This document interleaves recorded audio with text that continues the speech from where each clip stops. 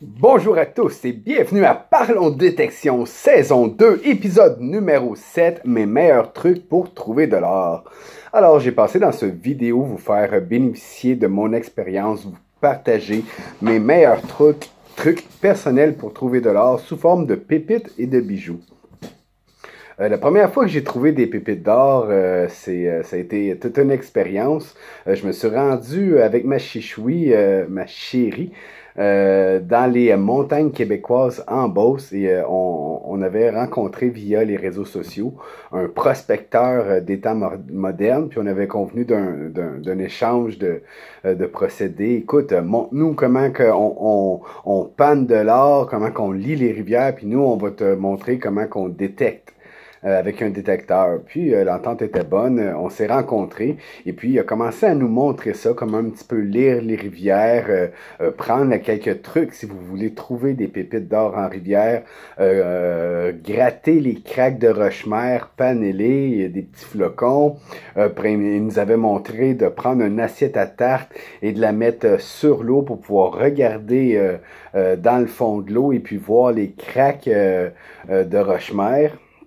Et puis pratiquer différentes techniques, soit le panage, le sniping. De nos jours, il y a les petites dredges portatives qui sont très populaires. Le meilleur truc pour trouver de l'or, si vous vous intéressez vraiment aux pépites, c'est YouTube. Vraiment, YouTube est devenu un moteur de recherche aussi puissant que Google de nos jours. Quand j'ai commencé la détection et puis qu'on mettait des vidéos de détection sur YouTube il y a 8 ans, c'était le milieu underground que un passionné comme moi pouvait avoir du plaisir avec une caméra et puis pouvait rendre ça plus publiquement. Mais de nos jours, vous vous promenez sur YouTube, c'est vraiment vraiment un bon moteur de recherche. Tapez pépites d'or, trouver pépites d'or, technique d'orpaillage. Vous allez trouver plein de vidéos qui vous montrent exactement comment faire avec plein de personnes différentes. Écoutez plusieurs personnes différentes qui vont vous donner leurs petits trucs personnels et puis vous allez bien prospecter par la suite en ayant encore dans votre tête leurs petits trucs personnels. Moi, j'aime beaucoup regarder les personnalités qui s'expriment sur YouTube. Je trouve que c'est encore en train de devenir un médium encore plus puissant qu'avant. Et revenons à nos moutons pour les pépites d'or. La première règle d'or, si tu veux trouver des pépites, va dans les endroits où il y en a qui ont été déjà trouvés. On va démystifier quelque chose au Québec. Si vous voulez trouver des pépites d'or sous forme de pépites, là, dans les rivières ou sur les falaises où il y a des roches-mères, allez vers le sud du Québec, vers la région de la Beauce, vers au sud de Sherbrooke. Là, il est possible de trouver de l'or sous forme de pépites, mais si vous allez dans le coin de Val-d'Or, l'or dans ces coins-là, elle est dans les roches. Le magma, il a percé ses cheminées pour percer un petit volcan qui n'a pas percé, mais il y a eu plein de cheminées volcaniques avec le magma dedans. Et puis, quand que tout a figé, ça s'est rempli de quartz, puis l'or, elle a refroidi, puis elle est pris dans ces morceaux de quartz-là. Donc, eux, ils suivent la veine de quartz qui est dans les roches. Ils broient la roche, boivent le quartz pour en extraire la roche. C'est comme ça que fonctionnent les mines à Val-d'Or. Il n'y a pas nécessairement de roches, de pépites d'or dans les ruisseaux, parce que l'or est dans les roches dans ces coins-là. Donc, souvent, ça me fait, les gens, ils m'appellent au numéro de téléphone de la petite boutique, ils veulent un détecteur de métal ou du matériel d'orpaillage, et puis je leur demande où vous allez au Québec, dans quelle région. S'ils me disent, on s'en va dans le nord, dans les Laurentides, il n'y en a pas là. Il n'y en a pas. Point. Si vous voulez vraiment sous forme de pépites atteignables, c'est vers le sud du Québec, la Beauce, au sud de Sherbrooke, peut-être même dans le coin du Nouveau-Brunswick, en Gaspésie. Vous avez beaucoup de meilleures chances. que dans ces coins-là, en Abitibi, au Saguenay. C'est déjà arrivé, j'ai des personnes qui m'ont montré des pépites qui ont trouvé dans ce coin-là, dans les ruisseaux, mais c'est beaucoup moins fréquent que dans le sud. Donc, premier bon truc pour vraiment trouver des pépites, allez où où ce qu'il y en a déjà qui ont été trouvés. Renseignez-vous très bien. Il y a plein de documentation disponible sur Internet pour comment trouver des pépites. Et un conseil pratique, munissez-vous d'un permis de prospection. C'est simple, vous allez sur le site des mines et des, je sais pas quoi, ministère des mines du Québec, et puis boum, vous allez trouver permis de prospection. Je crois que c'est une quarantaine de dollars, cinquantaine de dollars pour 5 ans.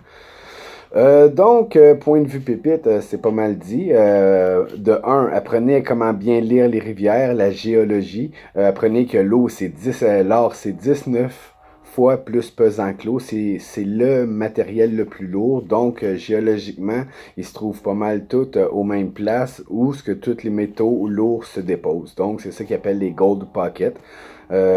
Soyez bien au courant de la géologie du terrain.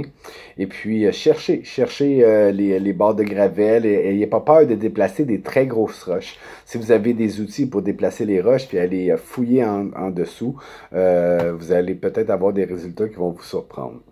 Point de vue bijoux, moi, c'est sur ça que je mets mon accent. J'ai de l'eau jusqu'au cou, 4, 3, 2 jours, semaine, en été, le plus que je peux y aller. Et puis, premièrement, en plus de se munir d'un bon détecteur qui est adéquat pour les cibles que vous cherchez, si vous avez dans la gamme des AT, le AT Gold, le AT Max ou le AT Pro, il n'y a pas de problème. L'or, vous mettez votre discrimination à 22, vous mettez le Iron Audio, vous savez que tous les morceaux d'or que vous allez trouver, ça va sonner au minimum 35 jusqu'à 78. En haut de 78, c'est très rare de trouver de l'or. Ça m'est moi personnellement arrivé une fois à 80, un gros jonc en or rose. Il y avait une grosse concentration de cuivre, c'est un 10 carats.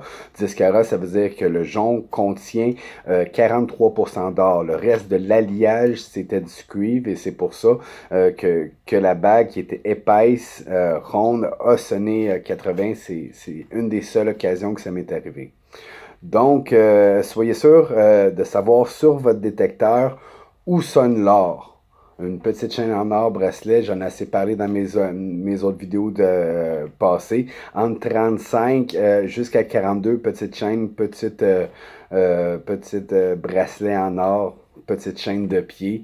Pratiquez-vous beaucoup à trouver les petits sons en or. Pour trouver de l'or, il faut développer une détection fine. Quelqu'un qui partait avec son détecteur et puis qui détectait seulement les high tones en haut de 70 sur l'échelle numérique, il réduisait de beaucoup ses chances de trouver de l'or. Dites-vous que sur un détecteur, quand vous avez un bijou en or, le chiffre qui affiche va dépendre de la grosseur, de la densité du bijou. Plus qui est gros, plus ça va sonner haut et puis gros.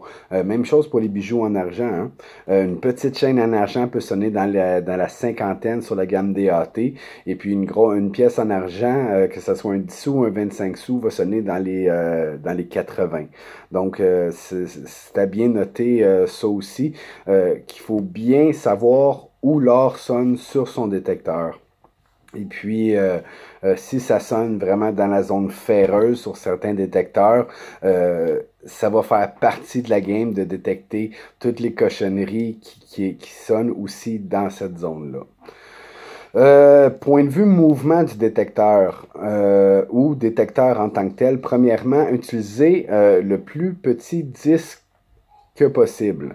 Moi, sur la gamme des AT, n'importe quel des trois, AT Pro, AT Gold, AT Max, j'utilise le petit disque 8x5, qui a aussi la technologie double D. J'utilise jamais le Sniper Coil parce que le petit disque 8x5, il est excellent pour séparer les métaux quand il y a beaucoup de métaux différents dans une zone très polluée.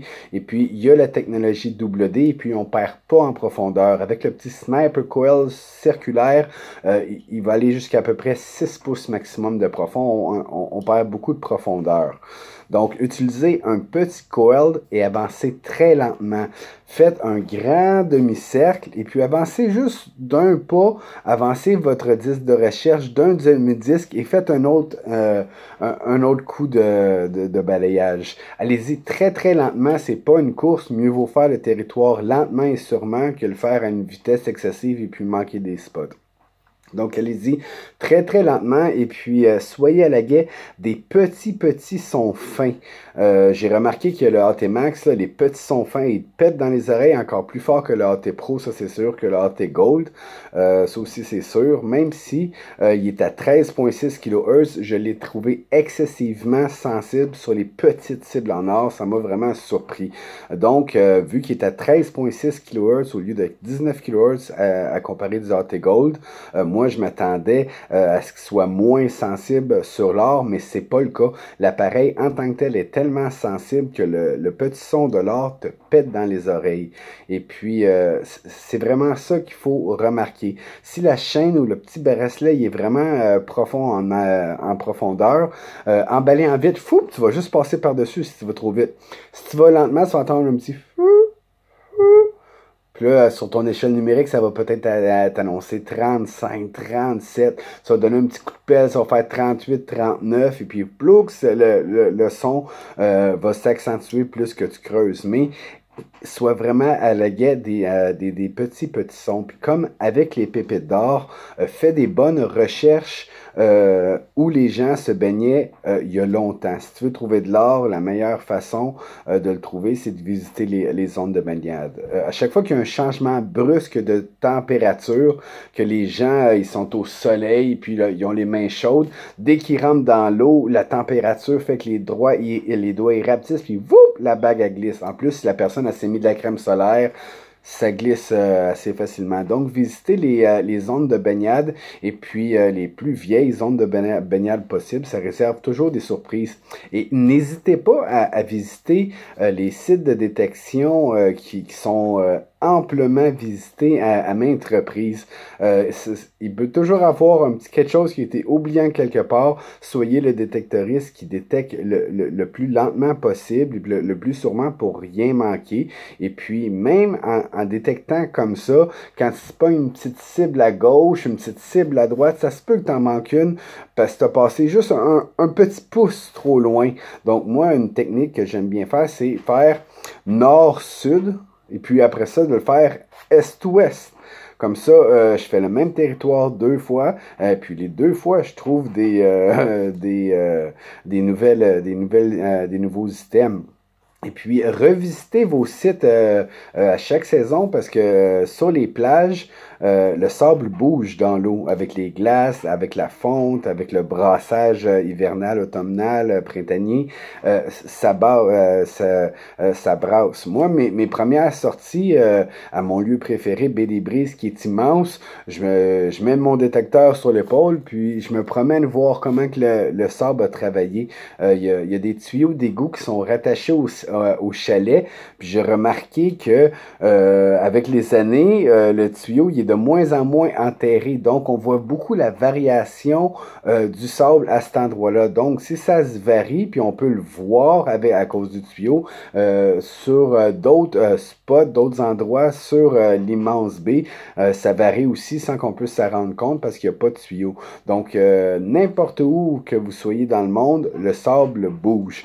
Même la terre, quand vous détectez dans un parc ou une forêt, le sol travaille, la terre travaille et monte. Donc, c'était mes petits trucs pour la détection de bijoux et puis de pépites d'or. J'espère que vous avez apprécié. Puis, rappelez-vous, là, la saison commence, je suis tout excité. Restez respectueux de votre environnement, des gens qui vous entourent. Pratiquez ce loisir-là dans la convivialité, le bonheur et la bonne santé. Je vous souhaite à tous une bonne détecte et puis on se voit bientôt sur des vidéos sur le terrain. Hein, pour ceux qui veulent suivre notre saison, n'hésitez pas à vous abonner à notre chaîne YouTube et puis vous pouvez aussi vous abonner à nos réseaux, à nos pages Facebook Québec Détecte ou Monsieur Détecte et notre groupe privé Québec Detect, Metal Detecting Québec. Je vous remercie beaucoup d'avoir été à l'écoute et je vous dis bonne détecte et arvoyure avec un détecteur sur le terrain. Ouh, yeah!